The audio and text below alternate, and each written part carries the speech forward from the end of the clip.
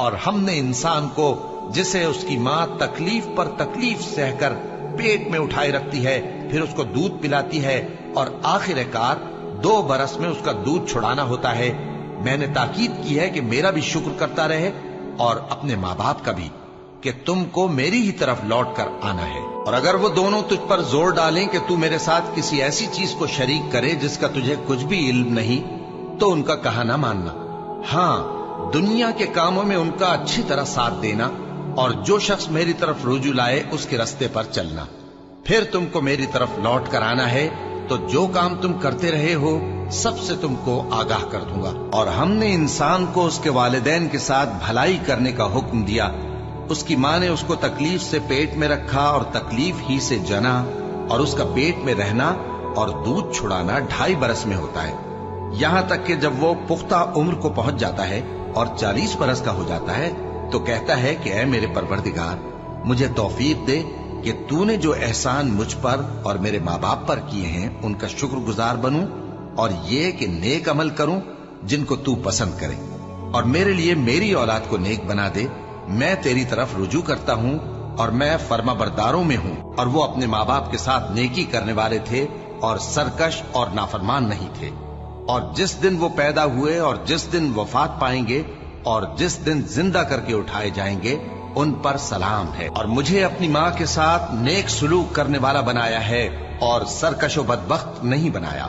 اور جس دن میں پیدا ہوا اور جس دن مروں گا اور جس دن زندہ کر کے اٹھایا جاؤں گا مجھ پر سلام ہے۔ اور تمہارے پروردگار نے ارشاد فرمایا ہے کہ اس کے سوا کسی کی عبادت نہ کرو اور ماں باپ کے ساتھ بھلائی کرتے رہو، اگر ان میں سے ایک یا دونوں تمہارے سامنے بڑھاپے کو پہنچ جائیں تو ان کو اف تک نہ کہنا اور نہ انہیں جھڑکنا، اور ان سے بات ادب کے ساتھ کرنا، اور عجز و نیاز سے ان کے آگے جھکے رہو اور ان کے حق میں دعا کرو کہ اے پروردگار، جیسا انہوں نے مجھے بچپن میں شفقت سے پرورش کیا ہے تو بھی ان کے حال پر رحمت فرما، اور اللہ ہی کی عبادت کرو اور اس کے ساتھ کسی چیز کو شریک نہ بناؤ۔ اور ماں باپ اور قرابت والوں اور یتیموں اور ناداروں اور رشتہ دار ہمسایوں اور اجنبی ہمسایوں اور پاس بیٹھنے والوں اور مسافروں اور جو لوگ تمہارے قبضے میں ہوں سب کے ساتھ حسن سلوک کرو، بے شک اللہ تکبر کرنے والے بڑائی مارنے والے کو دوست نہیں رکھتا۔ اور جس شخص نے اپنے ماں باپ سے کہا کہ میں تم سے بیزار ہوں، کیا تم مجھے یہ بتاتے ہو کہ میں زمین سے نکالا جاؤں گا، حالانکہ بہت سی قومیں مجھ سے پہلے گزر چکی ہیں؟ اور وہ دونوں اللہ کی جناب میں فریاد کرتے ہوئے کہتے تھے کہ کمبخت، ایمان لا، اللہ کا وعدہ سچا ہے۔ تو کہنے لگا یہ تو پہلے لوگوں کی کہانیاں ہیں، یہی وہ لوگ ہیں جن کے بارے میں جنوں اور انسانوں کی دوسری امتوں میں سے جو ان سے پہلے گزر چکی عذاب کا وعدہ تحقیق ہو گیا، بے شک وہ نقصان اٹھانے والے تھے۔ اے میرے پروردگار، مجھ کو اور میرے ماں باپ کو اور جو ایمان لا کر میرے گھر میں آئے اس کو اور تمام ایمان والے مردوں اور ایمان والی عورتوں کو معاف فرما،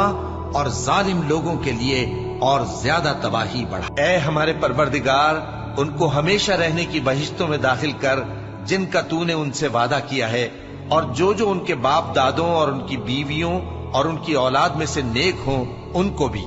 بے شک تو غالب ہے، حکمت والا ہے۔ اور ان کو بری حالتوں سے بچائے رکھیو، اور جس کو تو اس روز بری حالتوں سے بچا لے گا تو تو نے بے شک اس پر مہربانی فرمائی، اور یہی بڑی کامیابی ہے۔ اور ہم نے انسان کو اس کے ماں باپ کے ساتھ نیک سلوک کرنے کا حکم دیا ہے۔ اے مخاطب، اگر تیرے ماں باپ تجھے مجبور کریں کہ تو میرے ساتھ کسی کو شریک بنائے جس کی حقیقت کی تجھے واقفیت نہیں تو ان کا کہا نہ مانیو۔ تم سب کو میری طرف لوٹ کر آنا ہے،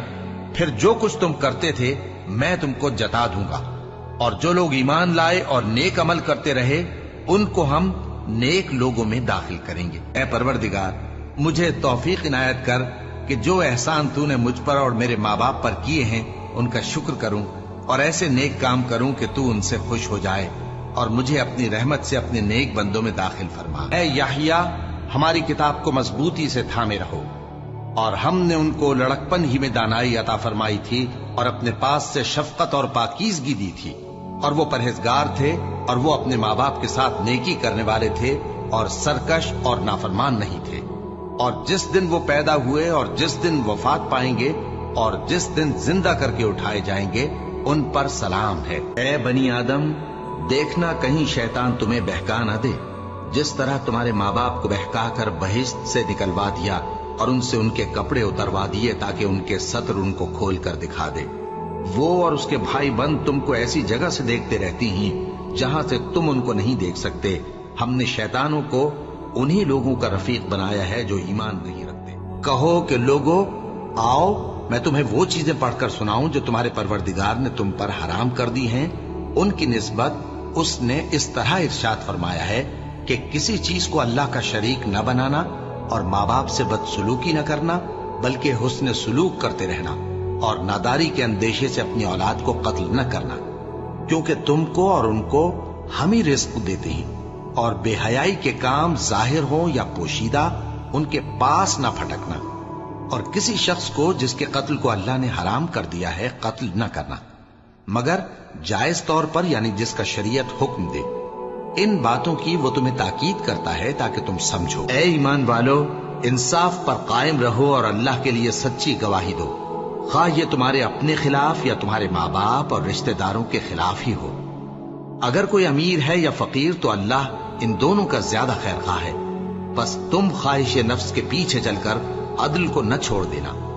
اگر تم لگی لپٹی بات کہو گے یا سچائی سے پہلو دہی کرو گے تو جان رکھو اللہ تمہارے سب کاموں سے واقف ہے۔ تم پر فرض کیا جاتا ہے کہ جب تم میں سے کسی کو موت کا وقت آ جائے تو اگر وہ کچھ مال چھوڑ جانے والا ہو تو ماں باپ اور رشتہ داروں کے لیے دستور کے مطابق وصیت کر جائے۔